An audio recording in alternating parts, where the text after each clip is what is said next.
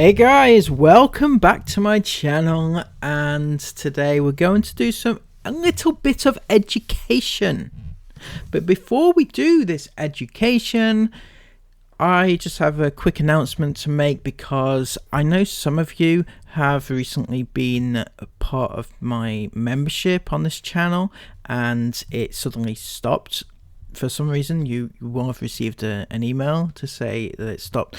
Now it has restarted, so if you were previously a member and you had that email and you'd like to continue your membership, please, you need to rejoin manually. I'm sorry for the inconvenience, and without further ado, let's get back into this video.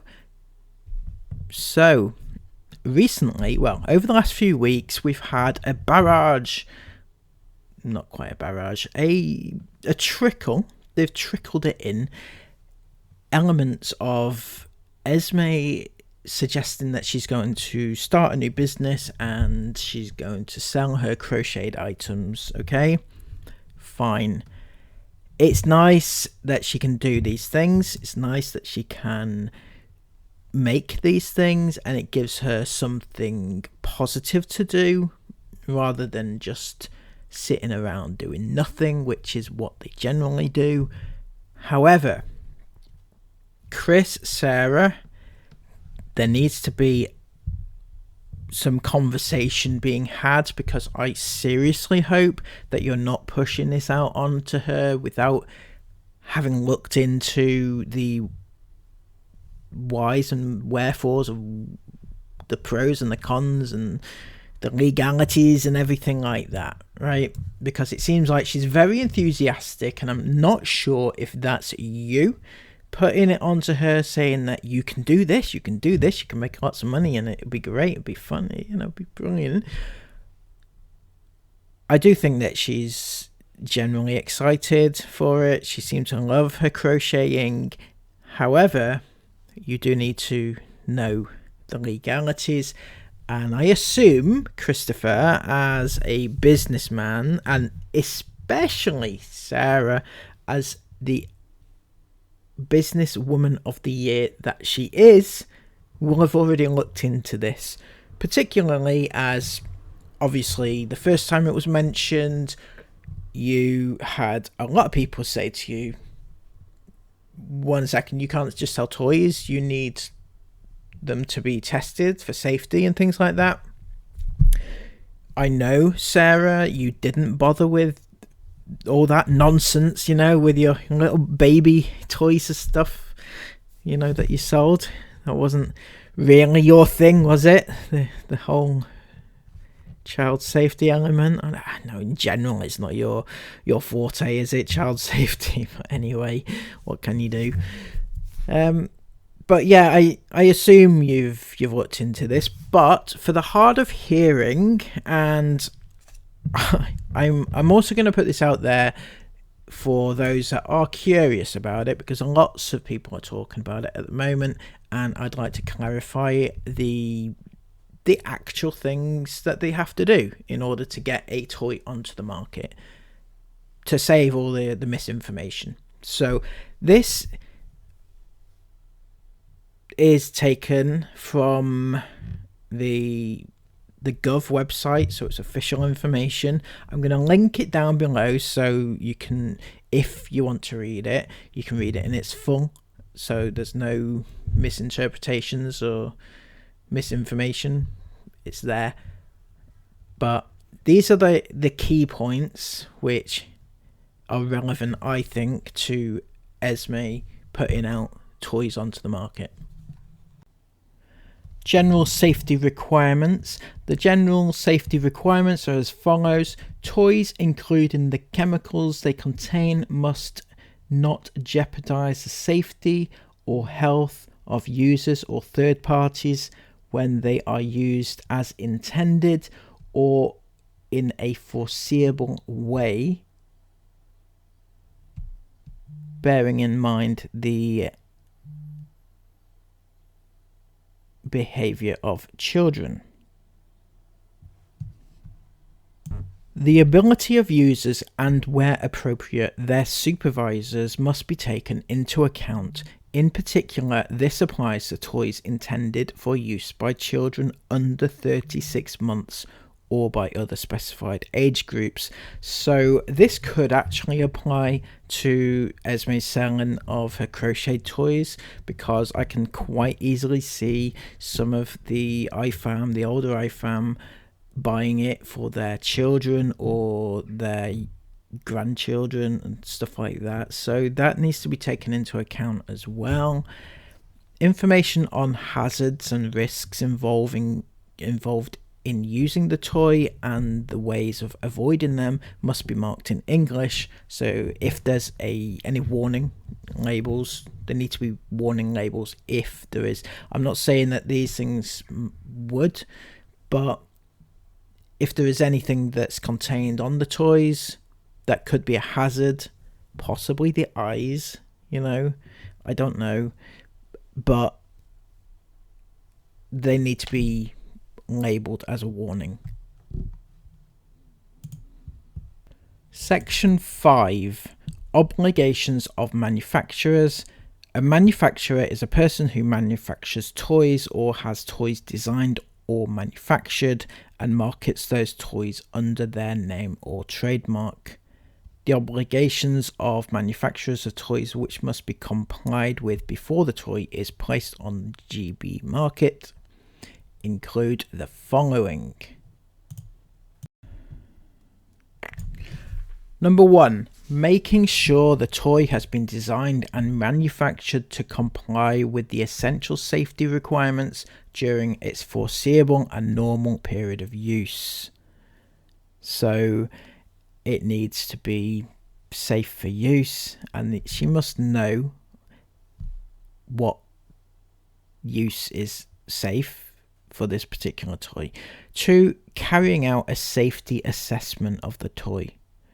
Now, obviously, it's not for us to decide what is the way that they need to do this. They need to find out themselves.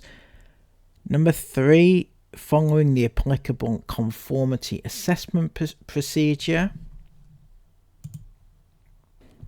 Number 4, now this is important, drawing up a declaration of conformity and affix the UKCA marking or the CE marking visibly, legibly and indelibly to the toy, to a label affixed to the toy or to the labels or to the toy's packaging.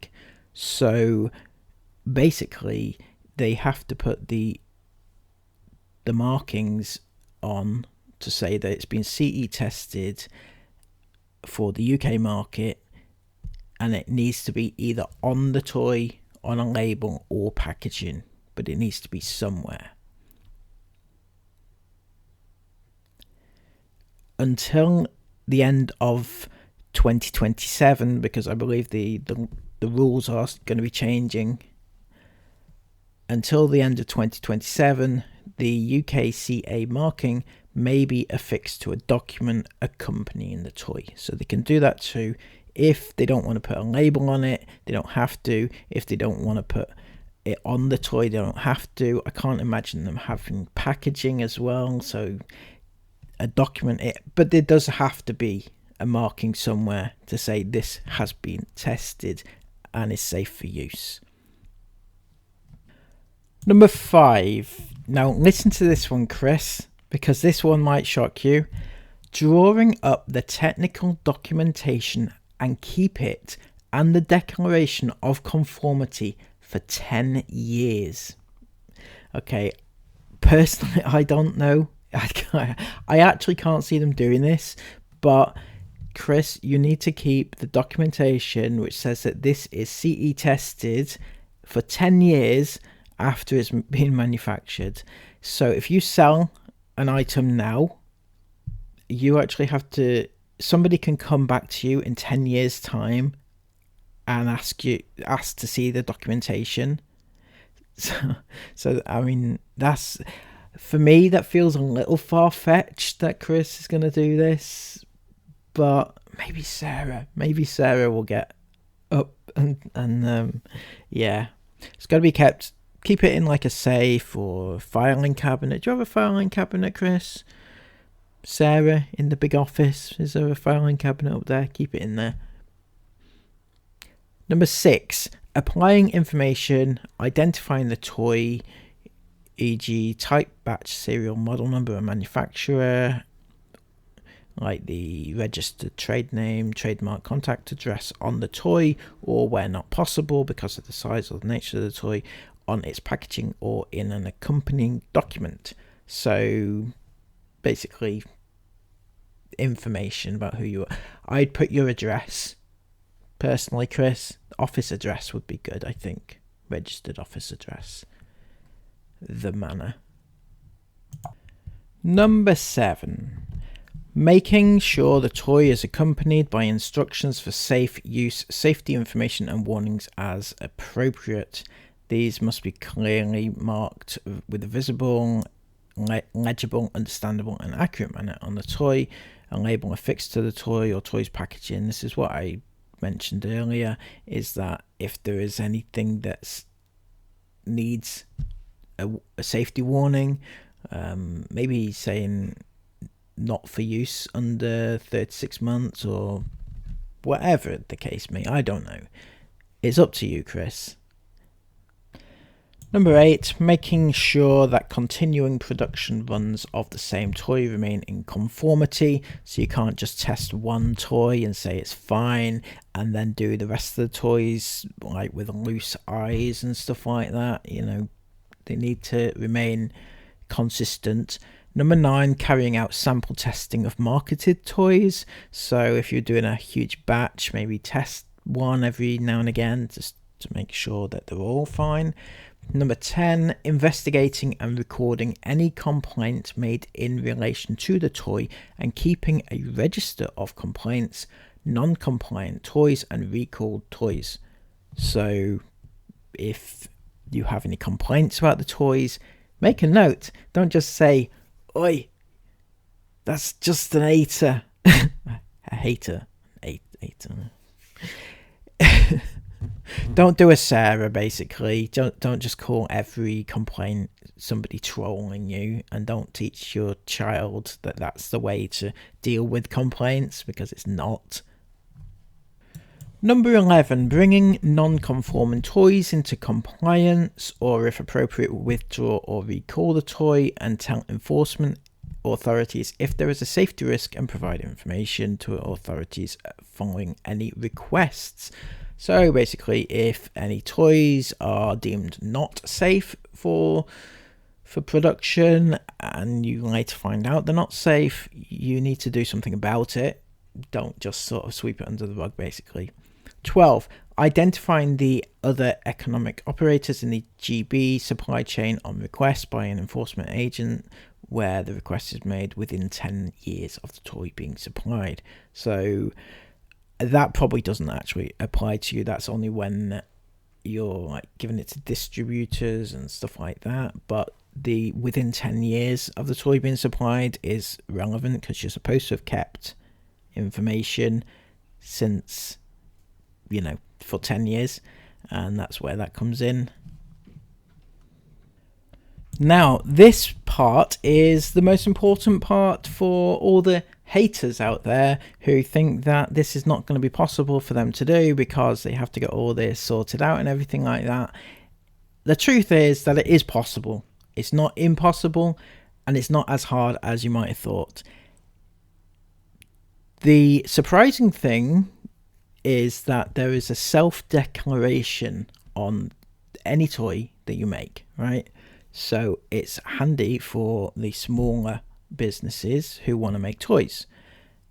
You can self-declare. You do not need to go through a rigorous safety process like you might have seen on like documentaries and stuff like that. It's not like that. Manufacturers placing toys on the GB market on the basis of self-declaration of conformity can affix the UKCA marking before placing a product on the GB market, or before the end of 2024. You can apply the CE marking. It's basically changing to UKCA. So yeah, they can self-declare. You don't need to go through that rigorous safety testing to make sure everything is like not gonna, is harmful and everything. But they do have to do it all efficiently. They can't just whack up a few toys that they've made at home and expect them to sell, because there's safety regulations for a reason, and that is because we do not want like toys that hurt the kids. Sarah and Chris, on the other hand, they don't generally care. So it will be interesting, Chris, to see if you've actually read up on this and you actually know what's what, because you do not come across as the type that would care, to be honest. So please take a look. I hope this has been a good educational time.